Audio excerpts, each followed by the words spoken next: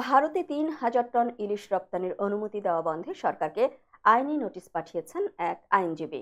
নোটিশে ইলিশ বন্ধে সরকারকে প্রয়োজনীয় ব্যবস্থা নিতে বলা হয়েছে। সুপ্রিম কোর্টের আইনজীবী মোহাম্মদ মাহমুদুল হাসান আজ রোববার এ নোটিশ পাঠান।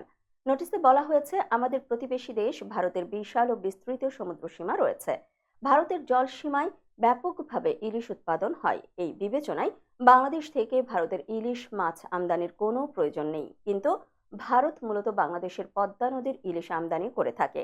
বাংলাদেশে ভারতীয় এজেন্টরা ও মাছ রপ্তানিকারকরা সারা বছর ধরে পদ্মা নদীর ইলিশ মাছ মজুত করে রাখে এবং বাংলাদেশ সরকারের অনুমতি সাপেক্ষে পদ্মা নদীর সব ইলিশ মাছ ভারতে রপ্তানি করে ও ক্ষেত্র বিশেষে সীমান্ত দিয়ে অবৈধভাবে পাচার করে। বাংলাদেশের পদ্মা নদীর সব ইলিশ মাছ ভারতে রপ্তানি ও পাচার হওয়ার কারণে বাংলাদেশের জনগণ বাজারে গিয়ে পদ্মা নদীর ইলিশ পায় না। ফলশ্রুতিতে বাংলাদেশের জনগণকে সামুদ্রিক ইলিশ খেতে হয়, যা পদ্মার ইলিশের মতো সুস্বাদু নয়। নোটিশ পাওয়ার ৩ দিনের মধ্যে ভারতে ইলিশ রপ্তানির বন্ধের প্রয়োজনীয় ব্যবস্থা নিতে অনুরোধ করা হয়েছে। অন্যথায় এ বিষয়ে ব্যবস্থা নিতে হাইকোর্টে রিট পিটিশন দায়ের করা হবে।